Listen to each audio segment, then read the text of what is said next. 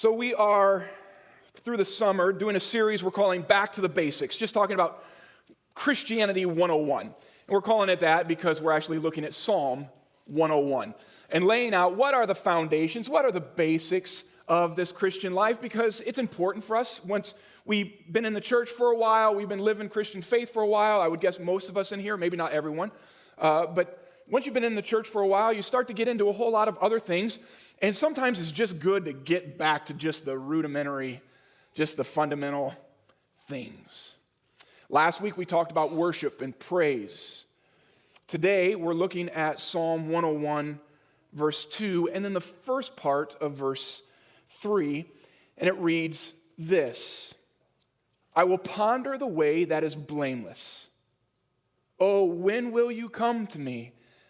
I will walk with integrity of heart within my house. I will not set before my eyes anything that is worthless. I will ponder the way that is blameless. O Lord, when will you come to me? I will walk with integrity of heart within my house, and I will not set anything before my eyes that is worthless. So back to the basics of righteousness. Everybody say righteousness. Are you all feeling good this morning? Good. We're going to talk about righteousness, but before we get there, I think it's important that we actually define what righteousness is. It's a big theological word, and we talk about righteousness, and we talk about the righteousness of God, but what exactly is it? And to make it super, super simple, we're going to say this: righteousness in its simplest form is a standard. It's a measure. It's that which we get measured against. Does that make sense? It's the standard that you attain to, and if you don't get to that standard, then you are not accepted into whatever that standard requires. So for instance, we're getting ready to start the Olympics, and people have been testing and trials and time trials and events in order to see, do they meet the standard?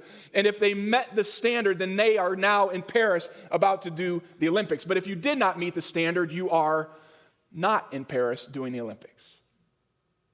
So righteousness, we're just going to say, is the standard. It's a measuring point. How many of you ever watched the movie Mary Poppins? Yeah? There's a clip in Mary Poppins that actually describes righteousness for us. Are you ready? It's an old movie, so it's going to be a little bit blurry, but you'll get the idea. It's funny, I always carry it with me. It must be here somewhere. What? My tape measure. What do you want it for? I want to see how you two measure up.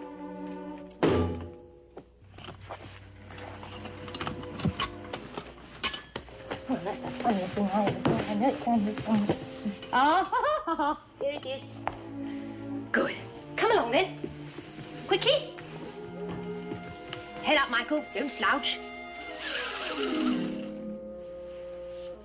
Just as I thought. Extremely stubborn and suspicious. I am not. See for yourself.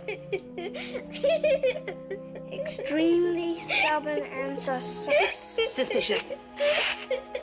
Now you, Jane. Rather inclined to giggle doesn't put things away. How about you? Very well. Hold this for me.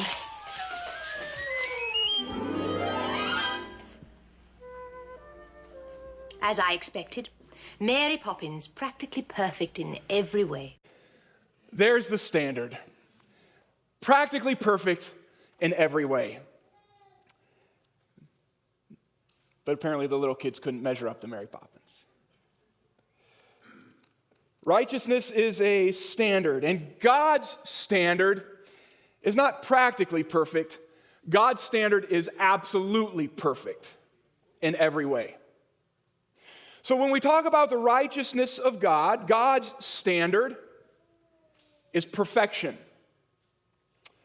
So righteousness is a standard, it's a measure, and God's standard, because God is infinite and perfect in all of his ways, is perfect life. It's right and never wrong. Perfect in every way. Isaiah 45 verse 19 says, the Lord speaks the truth. And God says, I declare what is right. Psalm 19 verse 8 says, the precepts of the Lord are right, rejoicing the heart. And so God lays out then his standard for us. In the Old Testament, we know it as, well, the basic of it is the 10 Commandments. Righteousness is a standard. God's standard is perfection. But that standard we know as the 10 Commandments. At its most basic form, God, before the Israelites, his people, he said, I'm going to show you what is my standard of righteousness. No problem. You just have to keep them all perfectly in order to be righteous. How are you with this? Pretty good? Well, let's just test. Let's find out here. How are you measuring up? Let's start. So the first one is, you shall have no other gods before you. Okay, now I'm guessing if you're following Jesus, that could be true now, but how many of you have always, since the day you were born, followed Jesus? Okay, no one. So at some point, we have had some other God before us. All right, well, we missed that one, even if we're getting it right now. Do not make or worship idols. Okay, so that's not just formed idols, but things in our hearts that we tend to raise up above. We're just going to move on here. Anyone know the third commandment? Do not take the name of the Lord in vain. How many of you ever used God's name in an improper way? Don't raise your hand. Okay? If you have, that's called blasphemy, and that would be breaking the third commandment. Do not take the name of the Lord in vain. Remember the Sabbath day and keep it holy. How many of you keep one day holy, set apart, where you just worship God every day of that day of the week? Anyone? Okay, so we're breaking the fourth commandment as well. Fifth one, you shall honor your father and mother. How many of you have always honored your mom and dad? You've never talked bad about them at all. Okay, I see that hand. We're going to get to thou shalt not lie in just a moment. All right, so we've all broken the fifth commandment. So honor your parents. Do not steal. How many of you have stolen something? Don't raise your hand. Okay, but most of us probably stolen something. How many of you have lied? Okay, we're just going to go ahead and agree with that. We've all lied. How many of you have committed adultery? Now, Jesus says, if you have had any lust in your heart towards somebody else, then you've committed adultery with them in your heart. So I'd say probably most of us in here would say, yeah, probably at some point, I've probably had some form of lust toward another person. How many of you have ever murdered someone? Remember, Jesus says, if you have anger in your heart towards somebody, then you have murdered them. So have you ever been angry and harbored anger towards someone? Most of us would say, yes, probably at some point. Well, that's murder. How many of you ever really wanted something that someone else had? You coveted what they had. Probably most of us at some point. Are you feeling me here? Are you with me? At some point, we're like, wow, I'm not even close. God lays out his standard of righteousness and says, here's the bar. Here's what you need to meet. And you just have to keep them all perfectly. And what the law, what the 10 Commandments reveals, is that there's no way we can attain God's righteousness. He is absolutely perfect in all of his ways. So why is righteousness important then? Well, in 2 Samuel chapter 22, we read this, that the Lord deals with us and he rewards us according to our righteousness. He deals with us and he rewards us according to our righteousness. Now that sounds great until you face the reality that we're not righteous at all. We have completely fallen short. And if he deals with us according to our unrighteousness, because we really don't have righteousness on our own, and he rewards us according to that, you and I, we are in big, serious, nasty trouble. Because God's righteousness, his standard, is absolute perfection. And we fall woefully short of that. Yes? Yeah. Jesus says to the Pharisees in Matthew chapter 5, verse 20, this is on the Sermon on the Mount. And he looks at them and he says, if your righteousness, listen to this, if your righteousness does not surpass that of the scribes and the Pharisees. Who were the scribes and the Pharisees? They were the religious leaders of the day. I mean, you want to talk about keeping the law? Even if they weren't perfect, they were way better at it than any of us. They kept the law to the T. In fact, they made rules in order to keep the rules. They had rules upon rules to which they followed. And Jesus says, if your righteousness does not exceed, does not surpass the righteousness of the scribes and the Pharisees, listen, then you cannot get into heaven. Wow. And everybody in that day would have gone, then I have no chance. Because the scribes and the Pharisees were incredibly law-abiding citizens. And they kept all of the rules of God, at least to their ability, but they were missing the point. Because even though they were doing that, they were still missing it. They were not perfect in what they did. So even in their righteousness, they were still not completely righteous. So what is the answer then? Remember, righteousness is a standard, and God's standard is perfection. And if He treats us, deals with us, and rewards us according to our righteousness, what are we to do? Because we cannot attain perfect righteousness. Now, it would be really sad if I was just like, and that's the end. All right, bye, goodbye, everyone. I mean, that would bring us to a place of absolute desperation. It should bring us to a place of absolute desperation. Oh God, what must I do then? How am I going to bridge the gap? Because I can't. And you can't. So what is the answer? And Psalm 101, verse 2, helps give us the answer. It begins with this: I will ponder the way that is blameless. First thing, our response to this is meditation. I will ponder the way that is blameless. Now, don't get weirded out by the word meditation. Okay, we're not talking about a new age meditation where you're sitting and doing your finger thing and humming and kind of zoning, and I'm trying to zen in with the rest of, that is a new age concept. But what meditation simply means is to focus on truth. I am going to set my mind on the way that is blameless. Everybody say the way. That is blameless. Okay, so it begins with, I'm going to think about this. I will ponder the way that is blameless. So what are we actually thinking about here? Deuteronomy chapter 9, when God is telling the Israelites, I'm taking you to the promised land. It's a land flowing with milk and honey. It's going to be beautiful. It's where you're going to live, and I'm going to be your God, and you're going to be my people. But he goes on, and he tells them, I'm not sending you there because of your righteousness.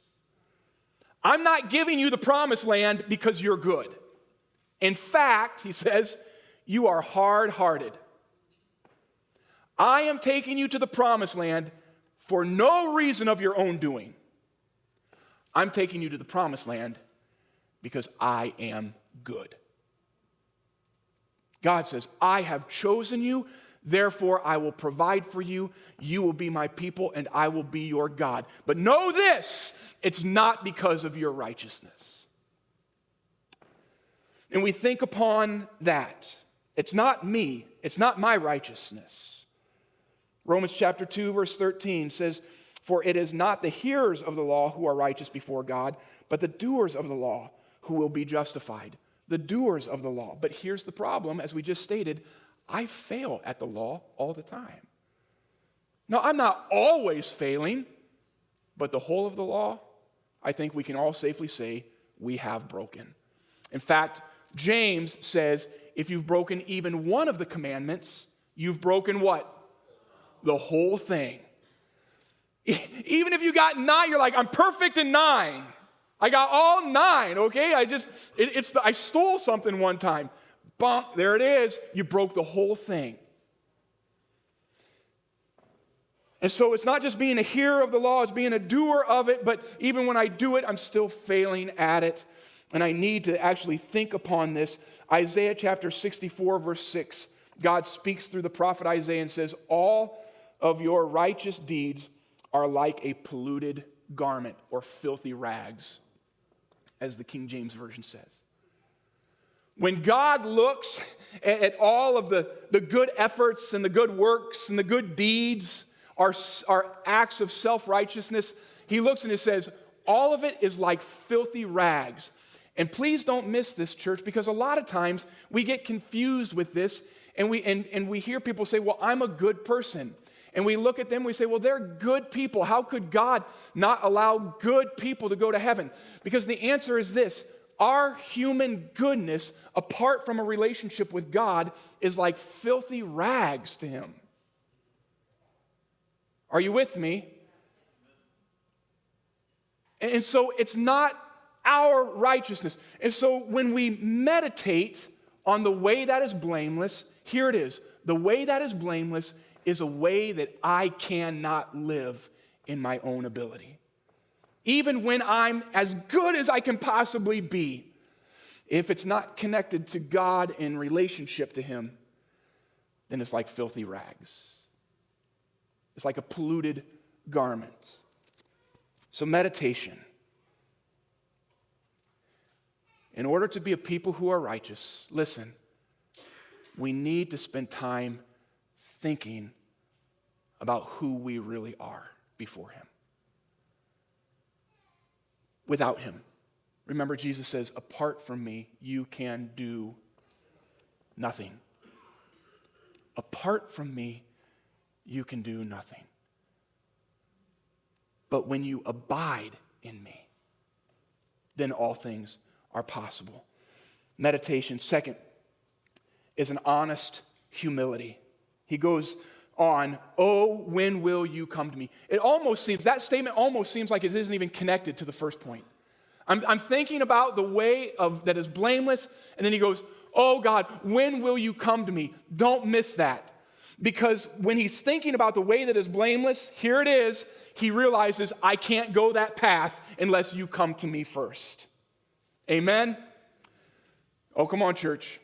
I cannot walk the way that is blameless unless you come to me. I'm thinking about this blameless way. Oh God, when will you come? I need you here. I need your presence. This honest humility is the opposite of self-righteousness, where it says, I've got this. I can do it on my own. How many of you have ever struggled with a sin, and then God has given you victory, and over time you started to think, I've got this. You stop praying about it. You stop turning it over to the Lord, and all of a sudden you start drifting back into that same old way. As soon as you start to think, I'm good, I've got this. Oh, we'll call it the I've got this deception. I've got this. God, thanks for all your help. I'm good now. Don't need to submit it to you. Don't need to turn it over. I'm not even praying about it anymore. I'm not preparing my heart. Right? The enemy doesn't bother me. I'm strong. Don't need that. And all of a sudden, boom, that temptation comes right back in. It's realizing I need him. I always need him. Lord, we sang it. Lord, I need you. Oh, I need you. Every hour, I need you. You're my righteousness. Amen. That we have these moments. As soon as we start to drift away from that and think, I'm good, I don't need it, boom, right then the temptation comes back in because we are not that kind of strong people. Titus chapter 3, verse 5, I'm going to give you several verses here. It says this, God, he saved us not because of works done by us in righteousness, but according to his own mercy. He saved us, not because of our righteousness. He has given us the promised land, not because of our righteousness. We have heaven before us, not because of our righteousness, but because of his what? His mercy. 1 Peter chapter 3, verse 18, for Christ also suffered once for sins, the righteous, that is Jesus, for the unrighteous, that is us, that he might bring us to God. Jesus, who is the one who is righteous, died and suffered in our place, those who are unrighteous, so that he might bring us to God. Don't miss these. These are great verses. 2 Corinthians chapter 5, 21. For our sake, he made him, Jesus, God made Jesus, to be sin who knew no sin. Jesus did not have sin, but he became sin, so that we might become, the righteousness of God.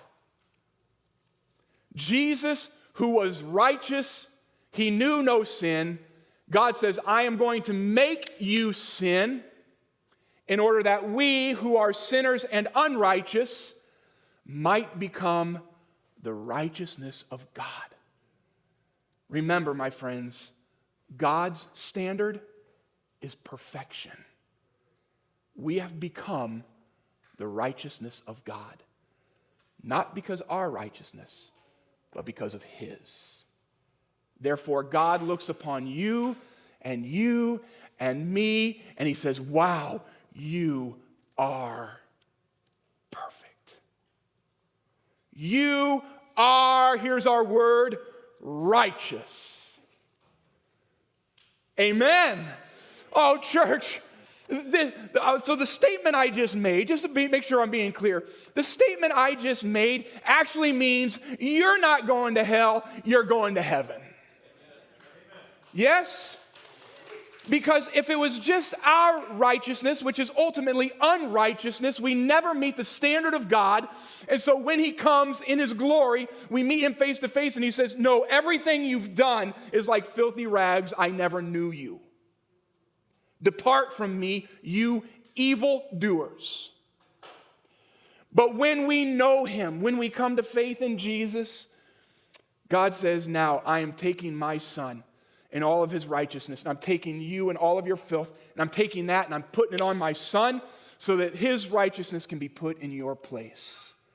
And he looks at you and me and says, you are righteous. Wow. It is a honest humility. It's not about me. Why do I get to go to heaven? Why would you get to go to heaven? Not because we are good people. Can I say it again? We do not go to heaven because we are good people. We go to heaven because Jesus died and rose again, and his righteousness is in our place. Bottom line. Just his righteousness. Because of his mercy. Oh, that is good stuff, church. Third, it's heart integrity. The psalmist goes on then, I will walk with integrity of heart within my house. Here's how you know if you've truly entered into a relationship with Jesus where his righteousness is in your place. You know it because there is a heart sincerity. There is an integrity that gets lived out, listen, not in public, but in private. When you are in your house, when no one else is watching, you still live with that kind of integrity. You still live with that righteousness in your heart. When no one else is watching, we've often told our boys, who you are at home is really who you are. When no one else is watching, when no one else can see you, when you're in the privacy of your home and you live out your ways in front of your spouse or your kids, that's what's really taking place. The psalmist says, when I meditate on your blameless way and I realize, oh God, I need you to come to me, then I will walk with integrity of heart in my house, among my family, when I'm by myself. Listen, if you only act righteous when you're at church and then you live like the devil when you're outside the church, there's a problem there. That is not integrity. That is not an integrated heart. That is a disintegrated heart. There is division that's taking place in your heart. And God says, no, that's a problem. If you want to know, am I righteous before God? Then there's evidence, there should be evidence on how you live when you're at home, when no one else is watching. Does that mean we'll be perfect? No. But it does mean that we keep coming back to God over and over again and just leaning into Jesus and his righteousness. But we're not pretending with him. It's a heart integrity. James chapter 4 verse 7 says, so whoever knows the right thing to do and fails to do it, for him it is sin. If you know what is right and you're just choosing not to do it, then for you that is sin. But 1 John chapter 3 verse 7 says, whoever practices righteousness is righteous as he is righteous. Wow. That's stunning. Whoever practices righteousness, that means we may not be getting it all the time, but we're practicing it. If we're aiming and practicing righteousness, then you are righteous just as he is righteous. That's big. That's big stuff, church. How good is our God? How merciful is our God to say, I'm taking you to heaven. I'm going to love you. I'm going to call you my own, not because of your good deeds, not because of your righteousness. That would never work. But because of my mercy, God says. And because of my mercy, I'm sending my son, who is righteous in your place. The one who knew no sin, who was perfect in all that he did. So we meditate on the way that is blameless. We are honest in humility to say, I can't do it. I am not good enough to get to heaven on my own. I'm not good enough to be in relationship with God on my own. I need him to come to me. And then we have, as a response, a heart integrity that says, I will live my life no matter where I'm at, out in public or in private. I'm going to live to the glory of his name. And so we move into places of righteousness. We start acting out in righteousness, not because of our own good efforts, but because of him. Which leads to the last point, close the gate. This is what the psalmist says, I will not set my eyes before anything that is worthless. Remember, he said, I will ponder the way that is blameless, and now I'm not going to set before my eyes anything that is worthless. Jesus says, the eye is the gate to the body. If your eye is good, then your whole body is good. What is the psalmist saying? I'm not going to put junk in front of me. I'm not going to keep looking at things and craving things and lusting for things that start to make my life, my heart, my soul dark. Because if your eyes are good, if it's light coming in, then it's light on the inside. Are you all still with me? And so what we need to do with regard to the things that are not pure, that are not good, that are not clean, that are not righteous, we need to, here it is, I need to close my eyes to those things. I need to close that gate and no longer look upon those things. That doesn't mean we're walking around with our eyes closed. You all understand this, but we are choosing what we are going to fix our attention on. Hebrews 12, fix your eyes on Jesus. I'm going to ask one more time. I heard one person answer. Thank you to that one person. Hebrews 12, we will fix our eyes on Jesus. That's it. Fix your eyes on him. Here it is. We are fixing our eyes on the righteous who is in our place. And thereby not setting before our eyes all kinds of nastiness, but rather closing that gate to those things which are dark and full of sin and keeping our gaze set on him. Job 31 verse 1, Job says, I have made a covenant with my eyes. How could I gaze on a virgin? What he means by that is, I'm married, how could I look at another woman? Let me say that one more time. We're not, for brides, call it looking at another guy. For grooms, call it looking at another lady. But here it is. I have set a covenant over my eyes that I will not look upon someone else with that kind of thinking. 2 Timothy chapter 2, verse 22 says, so flee youthful passions and pursue righteousness. Flee youthful passions and pursue righteousness. What righteousness? His righteousness. Pursue him. So our future righteousness, where is this going? Let me close with this. Revelation chapter 19, verse 8 says, it was granted her, that is the church, that's us, okay? So when you read that word, her, that's us, church. It was granted her to clothe herself with fine linen, bright and pure. For the fine linen is the righteous deeds of the saints. We get to clothe ourselves on that day when Jesus has come back, and we are clothed in righteousness.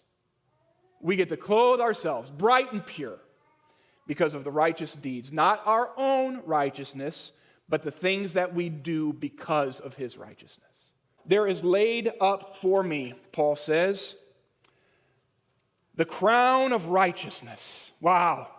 Which the Lord, the righteous judge, will award to me on that day, and not only to me, but also to all who have loved his appearing.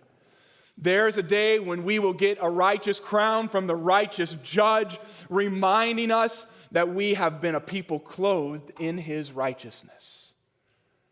Not because of anything we've done. That's incredible. But all because of what Jesus has done. All because of him. 1 John chapter 2, verse 1 refers to Jesus as Jesus the righteous. Jesus the righteous. Everybody say that with me. Jesus the righteous. And so we come back to this. It begins, I will ponder the way that is blameless. Could we look at it this way now? As Jesus says, I am the way, the truth, and the life, and no one gets to the Father except through me. I am the way. Can we now consider this? I will ponder the way that is righteous. Because without his righteousness, we have no hope. Because we're not good enough. No matter how good we are, we're still not good enough.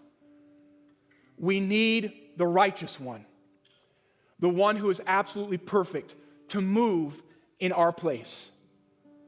He takes our unrighteousness and gives us his righteousness, so that when God looks upon us, he says, you are righteous. You are perfect, even when we know that we're not. Even when we know that we failed. Even when we can look past over the last couple days and think, oh God, I know that I've messed up. The way I've thought about things, the way I've looked at people, things that I've said, or maybe even things that I haven't said, where I know, God, you were telling me, you were calling me to speak life and love to someone, or to offer forgiveness to someone, and I didn't do it.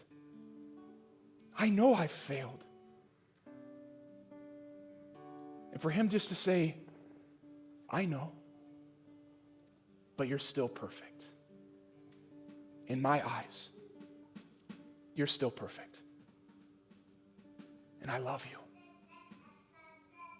We need this, church. We need this. We need to come back to the basics of righteousness. Our God is righteous. Jesus is the righteous. And we're righteous. Incredible. We are righteous because of him. Amen.